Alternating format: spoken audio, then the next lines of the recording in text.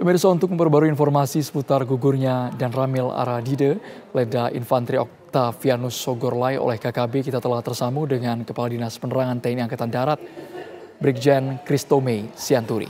Selamat sore, Pak Kadis Penat. Kita ingin tahu apa saja perkembangan terbaru dari peristiwa gugurnya dan Ramil ini.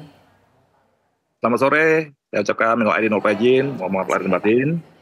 Baik, bahwa pada tanggal 11 April 2024 sekira pukul 11.00 memang telah ditemukan jenazah Letnan 2 Infanteri Octavianus Sogorlai yang saat ini menjabat sebagai Komandan Koramil 170304 Aradide. Jenazah ditemukan di Jalan Trans N Rotali Aradide, Pasir Putih, Distrik Aradide, Kabupaten Paniai. Memang almarhum sudah meninggalkan Makoramil pada tanggal 10 April 2024 sekira pukul 17.00 waktu Indonesia Timur dalam rangka melaksanakan kegiatan komunikasi sosial. Bahwa beliau adalah seorang Komandan Koramil yang saat ini tugas pokoknya adalah dalam pembinaan teritorial, artinya membantu percepatan pembangunan di Papua. Nah, inilah yang menurut saya kenapa kelompok OPM ini tidak suka kepada Dan Ramil 170304 ini, sehingga mereka membaca kegiatan rutin dari Dan Ramil ini dan menunggu serta membunuh secara keji. Kalau kita lihat dari video yang beredar bahwa almarhum ditembak beberapa kali dengan tembakan, kemudian terjatuh, kemudian masih sudah tidak berdaya masih dibacok dengan parang pada kaki dan kepala sampai meninggal. Inilah bentuk kekejaman dari kelompok OPM yang selama ini selalu mengatasnamakan tentang hak asasi manusia. Justru Dan Ramil inilah komandan teritorial di wilayah yang ikut juga membantu percepatan pembangunan Papua. Siapa yang mengajar di daerah Papua? TNI. Siapa yang melakukan pembangunan misalnya titik air, kemudian ketahanan pangan di sana, mengajar tenaga kesehatan dan sebagainya dan sebagainya. Banyak kegiatan-kegiatan yang telah dilakukan oleh Dan Ramil ini dalam rangka membantu percepatan pembangunan di Papua. Justru inilah yang membuat kelompok OPM tidak senang dengan kegiatan-kegiatan teritorial ini, yang justru akan makin mempererat hubungan pemerintah Indonesia dalam hal ini diwakili oleh TNI Polri dengan rakyat. Nah, mereka tidak suka apabila rakyat semakin sejahtera. Mereka membakar puskesmas, mereka menyiksa rakyat, mereka membakar atau membunuh tenaga kesehatan, sehingga akhirnya harus TNI yang turun tangan selaku guru, selaku tenaga medis dan sebagainya. Karena masyarakat dalam ketakutan, tidak ada lagi guru yang mau mengajar di sana. Karena apa? Memang itulah yang tidak diinginkan oleh PM, biar masyarakat Papua tetap bodoh, tetap dalam ketertinggalan. Karena kalau masyarakat Papua jadi maju dan pintar, justru tidak akan mengikuti apa yang diinginkan oleh OPM. Demikian, Mas. Pak Brigjen, kami juga ingin tahu sejauh ini investigasi dari TNI Polri sudah menyusurikah pelaku ini kabur kemana, Pak?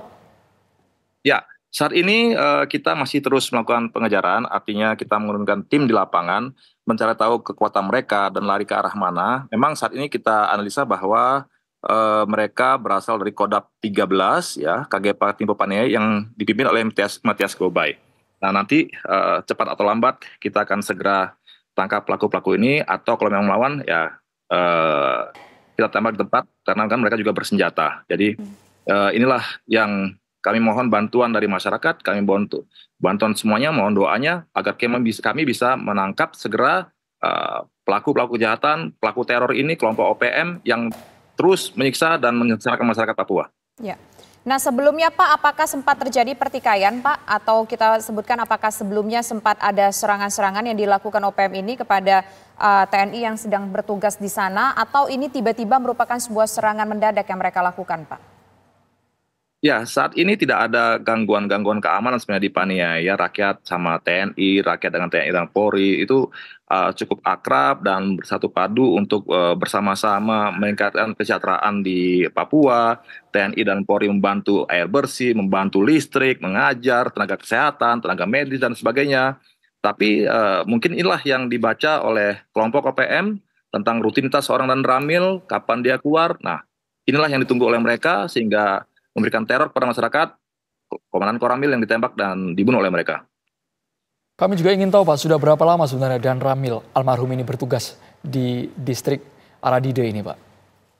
Ya, Letnan 2 Infanteri Octavianus ini kan memang sejak lulus dia dari Sekolah Calon Perwira, kemudian mendapat jabatan sebagai Dan Ramil 170304 RDD. Jadi beliau memang sudah bertugas di sana dalam jangka waktu beberapa tahun, sehingga inilah yang dibaca oleh OPM bahwa yang bersangkutan cukup dekat dengan masyarakat, cukup membangkitkan rasa nasionalisme masyarakat, dan ini yang tidak disukai oleh OPM. Demikian, Mas. Saat ini apakah jenazah almarhum yang gugur sudah dikembalikan kepada pihak keluarga, Pak, untuk dimakamkan? Ya, jenazah saat ini sudah kita berkoordinasi terus dengan Kodim dan akan dikebumikan sebagaimana keinginan dari pihak keluarga. Baik, melihat kondisi seperti ini Pak, ulah KKB yang terus berulang ya Pak ya, begitu kejam tanpa memandang bulu sama sekali, kira-kira tindakan terukur tapi tanpa toleransi ke depannya seperti apa ini? Ya, artinya kan tugas TNI di sana adalah membantu Polri dalam penegakan hukum.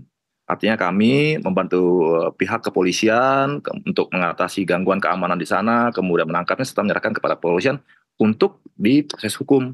Artinya itulah tugas kita. Selain kita artinya fokus pada kegiatan-kegiatan teritorial yang artinya terfokus untuk percepatan pembangunan masyarakat, sehingga kita sama-sama memajukan masyarakat Papua. Tidak seperti kelompok KPM yang tinggal di luar negeri dengan enaknya dia tinggal di luar negeri menyatakan bahwa TNI melanggar HAM dan sebagainya, sementara dia ada di luar negeri dengan nyamannya. Dia apa kontribusinya terhadap masyarakat Papua yang telah dia berikan selama ini? Tidak ada. Justru anggota TNI Polri sebagai representasi pemerintah Indonesia itulah yang berjibaku rela mengorbankan nyawanya untuk memberikan pembangunan, meningkatkan kesejahteraan pembangunan di Papua. Baik, terima kasih Brigjen TNI Christomé Sianturi, stafku Kadis Penat atas waktu dan juga informasinya bersama kami. Selamat sore.